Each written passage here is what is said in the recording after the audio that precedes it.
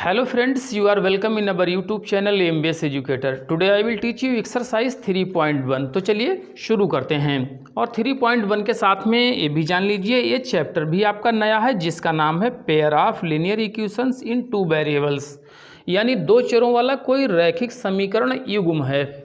और ये जो दो चरों वाला रैखिक समीकरण युग्म होता है, ये pair of linear equation in two variables जो होता है उसका स्टैंडर्ड फॉर्म की अगर बात करें, मानक रूप की बात करें, तो इसका समीकरण होता है a1x plus b1y plus c1 is equal to 0। इस तरह से इक्वेशन नंबर फर्स्ट होती है।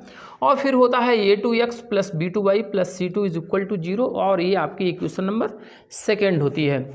अगर इन दो चरों वाले रैखिक समीकरणों को हल करने की हम लोग बात करें तो यहाँ पे आपको चार विधियाँ इसको हल करने के लिए मिल जाती हैं, जिसमें से पहली होती है आपकी ग्राफिकली रिप्रेजेंटेशन मेथड, और जिसे आप लोग आलेखीय विधि कहते हैं।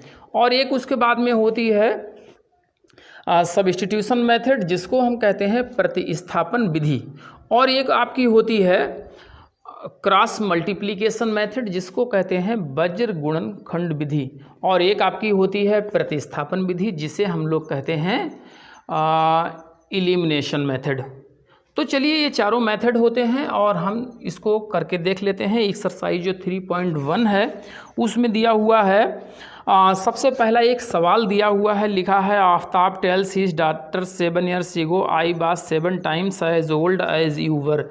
आफ्ताब अपनी डॉटर से कहता है, बेटी से कहता है कि मैं आपकी उम्र से 7 times ज़्यादा था, यानी 7 गुना था आज से 7 years बिफोर। लेकिन फिर कहता है also 3 years from now I shall be 3 times as old as you will be. और आज से कहता है 3 साल के बाद मैं आपकी उम्र से 3 गुना रह जाऊंगा। तो इस सवाल कह रहा है कि दोनों की जो प्रेजेंट एज है उसको बताइए, और आपको बताना है अलजेब्रिकली और ग्राफिकली रिप्रेजेंटेशन करके दिखा देना है। तो चलिए हम लोग देखते हैं इसको। सॉल्यूशन यहाँ से हम लोग देखेंगे,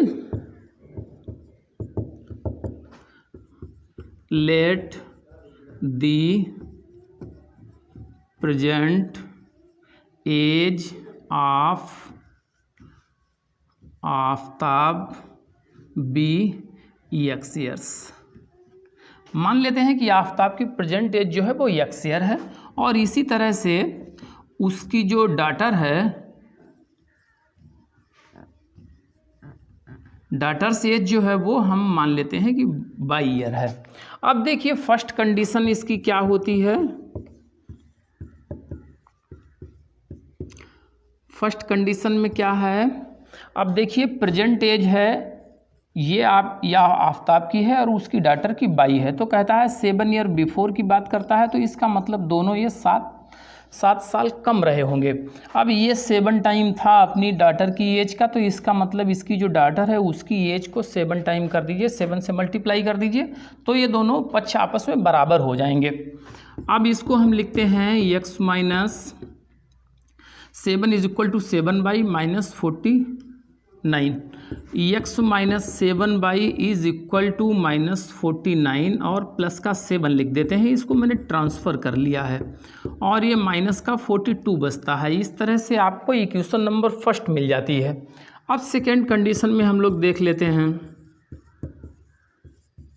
अब वो सेकेंड कंडीशन में कह रहा था कि अब से 3 बरस के बाद, तो इसका मतलब आफ्ताब की उम्र भी 3 बरस के बाद +3 हो जाएगी, और उसकी बेटी की जो एज है उसमें भी 3 प्लस कर दिया जाएगा।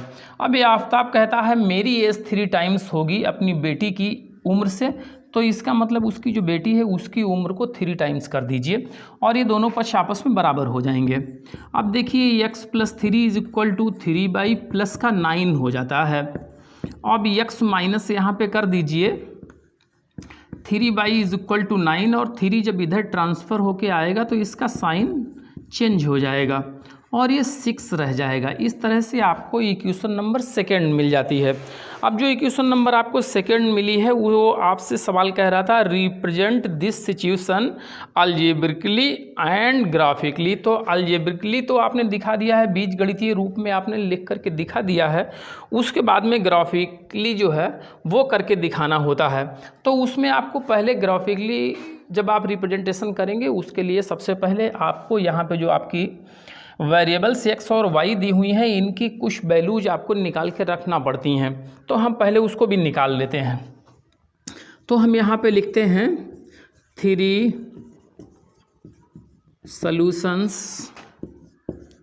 For equation number first.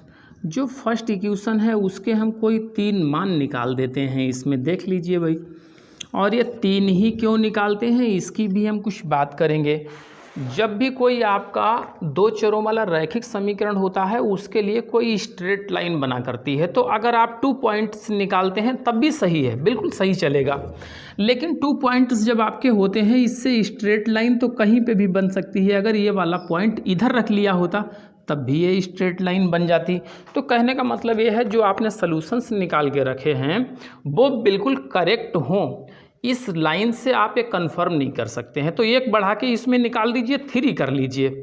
और जब 3 पॉइंट्स हो जाएंगे तो इसका मतलब जैसे ही आप लाइन खींचेंगे अगर वो स्ट्रेट नहीं बन रही तो आप जान जाएंगे कि जो हमने यहाँ पे सॉल्यूशंस रखे हैं उसमें कोई ना कोई गलत है, उसको दोबारा हम लोग चेक कर लेंगे। इसलिए हम यहाँ पे 3 निकालेंगे। अब यहाँ पे देख लीजिए जो इक्वेशन आपकी जो फर्स्ट थी उसमें हमने x और y ऐसे लिख दिया है। जो पहली आपकी इक्वेशन है x minus 7y is equal to minus का 47 लिखा हुआ है। तो अगर इसमें आप देख लीजिए y की प्लेस पे आपने 7 रख दिया तो कितना लगभग ये आ रहा है, तो x is equal to minus 42 plus का 49 आता है। तो x इज इक्वल टू आ जाएगा 7। तो मतलब x इज इक्वल टू 7 आएगा अगर y के प्लेस पे आपने 7 ही फिल किया होगा, वो भी प्लस वाला है। अब जरा देखिए यहाँ पे क्या रख लिया जाए। अगर ये वाला हमने माइनस का फिलअप कर दिया होता तो कितना होता, तो ये प्लस का 49 हो जाता। और जब इधर आप इसको ट्रांसफ़र करते तो ये वाला आपका माइनस हो गया होता, तो ये ज़्यादा बन जाता। तो इसका मतलब हम कोई दूसरा रख करके देखते हैं। x माइनस 7 अगर 6 रख लिया तो कितना हो जाएगा भाई, देखते हैं इसको। x is equal to minus 42 और ये देखिए 7 6 या 42 ही होता है। जब इसको आप ट्रांसफ़र करके लाएंगे तो ये प्लस का हो जाएगा। इसका मतलब x इज इक्वल टू 0 आ जाएगा। अगर y के प्लेस पे आपने 6 रख लिया था तो इसका मतलब x की वैल्यू आपको 0 मिल जाएगी। अब ज़रा देख लीजिए एक वैल्यू कोई और इसकी भर के देख लेते हैं, तो हम 5 रख लेते हैं। माइनस 42 ऐसे लिखा हुआ है, माइनस 42 और इसको जब करेंगे 7 5 या 35 होगा, इधर लाएंगे तो ये प्लस का हो जाएगा 35। और यहाँ पे देख लीजिए बचेगा कितना, तो इसका मतलब ये माइनस का 7 रह जाता है। x की वैल्यू माइनस की 7 आएगी अगर आपने y के प्लेस पे 5 रख दिया होगा प्लस का। चलो ये तो बात इतनी हो जाती है। अब फिर से जो सेकेंड आपकी इक्वेशन है उसके लिए भी इसी तरह से हम सॉल्यूशंस निकाल देते हैं। इसके लिए भी 3 सॉल्यूशन हम निकालेंगे। अब इसके 3 सॉल्यूशंस कौन से हैं ये देख लीजिए। तो देख लीजिए यहाँ पे इक्वेशन नंबर फर्स्ट के लिए जो आपने 3 सॉल्यूशंस निकाल के रखे वो इस तरह से, इसी तरह से बिल्कुल हमने सेकंड समीकरण जो थी, दूसरी समीकरण थी, उसके लिए भी 3 सॉल्यूशंस निकाल के यहाँ पे रख दिए हैं। ये आपके जो सॉल्यूशंस निकाले हैं तो x minus 7y is equal to minus जो 42 लिखा हुआ था, आप चाहते तो इसको माइनस का 42 और प्लस 7y इस तरह से भी रख सकते थे, आप जैसे चाहें वैसे रख लेते। अब ये जो हमें सॉल्यूशंस मिल गए हैं इनको सिर्फ ग्राफ पेपर के ऊपर प्लॉट करना बाकी रह गया है और आपका सम हो जाएगा। तो चलिए हम लोग इसको ग्राफ पेपर पे ही अब रख करके देख लेते हैं। तो इस तरह से देखिए इक्वेशन नंबर फर्स्ट के लिए जो हमने पॉइंट्स प्लॉट किए हैं वो देख लीजिए। यहाँ पे जो है आपका 7 जो था 7 पे 7 ही चलना था, इसका मतलब फर्स्ट जो आपका चतुर्थांश होता है इसमें होना चाहिए था। तो यहाँ से देखिए ये 7 होता है और 7 पे ऊपर भी जो है 7 ही चलना था, तो यहाँ पे आपका आ जाता है। फिर देखिए 0 पे जो 6 चलना था तो 0 का मतलब यहाँ से चलना था और 6 यहाँ आपने ले लिए हैं। और थर्ड पॉइंट जो था माइनस का 7 और 5 था, और पहला माइनस और दूसरा प्लस का, इसका मतलब सेकेंड में जाना चाहिए था। देखिए तो 7 के सामने मैंने यहाँ पे 5 जो है ऊपर बढ़ कर के प्लॉट कर दिया है। तो इन तीनों जो बिंदुओं को एक दूसरे से मिलाया है तो एक स्ट्रेट लाइन बन के आ गई है, और जिसके ऊपर जो आपने बिंदु प्लॉट किए थे उनको लिख दिया है। और x minus 7y is equal to -42 लिख दिया है। अब देखिए सेकेंड जो इक्वेशन थी उसके लिए जो आपने प्लॉट किए हैं पॉइंट्स वो कौन कौन से हैं। तो देखिए यहाँ पे 0 था और -2 था। तो देखिए 0 -2 ये हो गया है और -3 जो था वो थर्ड में जाना चाहिए था, तो -3 ये वाला है। नीचे 3 और स्टेप आ गए हैं, तो ये इसका मतलब यहाँ पे आ जाते हैं। और जो फोर्थ था हमारा पॉइंट तो वो था -3 पे +3 पे -1 था। तो देखिए +3 यहाँ तक हो गया, नीचे एक और स्टेप नीचे आ गए हैं, तो यहाँ पे +3 और -1 हो गया। इन दोनों बिंदुओं को एक दूसरे से मिला दिया है, तो ये भी एक स्ट्रेट लाइन बन गई है। इस तरह से आपकी ये ग्राफिकली रिप्रेजेंटेशन आपने करके इसको दिखा दिया है। और जो इक्वेशन 2 बनी है वो आपकी बीजगणितीय रूप में उसको आपने करके दिखा दिया जो सवाल कह रहा था। इस तरह से आपका सम नंबर जो फर्स्ट है वो कंप्लीट हो जाता है। और यहाँ पे जो स्केल होता है वो भी आपको मान के कुछ रख लेना पड़ता है। तो यहाँ पे हमने स्केल लिखा है 1 unit is equal to 1 centimetre, यानी 1 यूनिट जो है उसके लिए मैंने एक बड़ा वाला खाना मान लिया है। इसीलिए यहाँ पे जब हमें 7 पे 7 चलना हुआ तो देखो यहाँ तक 7 है, ऊपर भी 7 मैंने कॉलम 1 सेंटीमीटर वाले पूरे काउंट कर। तो स्टूडेंट्स इस एक्सरसाइज का हम लोग एक सम और देखेंगे। इस बार हम थर्ड सम करेंगे और जिसमें लिखा हुआ the cost of 2 kg of apples and 1 kg of grapes on one day was found to be ₹160। After month the cost of 4 kg of apple and 2 kg of grapes is ₹300। कहता है सवाल 2 kilo Apple और 1 kilogram grapes जो मिलाकर ख़रीदा तो 160 का हुआ था, लेकिन एक मंथ के बाद में वही 4 kg एप्पल जब ख़रीदा और 2 kg ग्रेप्स ख़रीदा तो वो 300 का मिला है। तो इस वाली कंडीशन को आप अलजेब्रिकली और ग्राफिकली दोनों तरह से करके दिखा दीजिए। तो चलिए हम लोग इसको हल करके देखते हैं। सॉल्यूशन में देख लीजिए, let the cost of 1 kg apples X rupees और ग्रेप्स जो हैं वो ₹22 के आपको 1 kg मिल रहे हैं। तो फर्स्ट कंडीशन में आ जाइए। फर्स्ट कंडीशन में देख लीजिए, तो सम कहता है 2 kg एप्पल थे तो 2x लिख दीजिए और ग्रेप्स थे 1 kg तो इसका मतलब सिर्फ y लिख दीजिए, और ये 160 के थे तो इसका मतलब फर्स्ट इक्वेशन आपकी हो गई। अब सेकेंड कंडीशन में फिर वो यही चीज़ कह रहा है, तो कहता है अब ख़रीदना है उसको 4 kg एप्पल्स तो यानी 4x लिख दीजिए, और 2 kg ग्रेप्स ख़रीदना है तो 2y लिख दीजिए, और इस तरह से ये 300 रुपीज़ का बन जाता है और ये इक्वेशन नंबर आपकी सेकेंड बन जाती है। तो बीजगणितीय रूप में तो आपने दिखा दिया है, अब इसको ग्राफिकली दिखाना बाकी रह गया है। चलिए तो इसको अब हम लोग ग्राफिकली करके देख लेते हैं।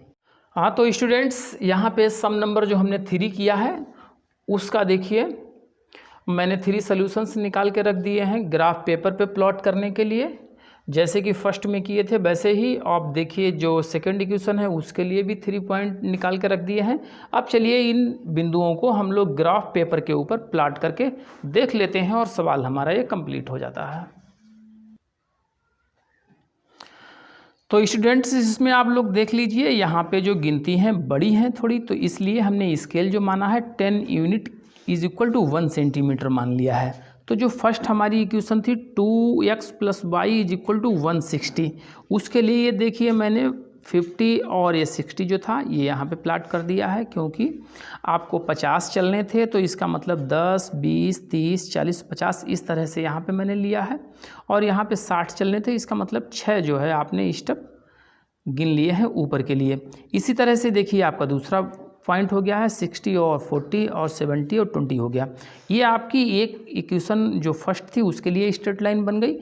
अब जो दूसरी आपकी इक्वेशन है 2x + y is equal to 150, जो हमारी इक्वेशन पहले जो लिखी थी 4x + 2y + 300 लिखा हुआ था उसको 2 से डिवाइड करके थोड़ा छोटा कर दिया गया है।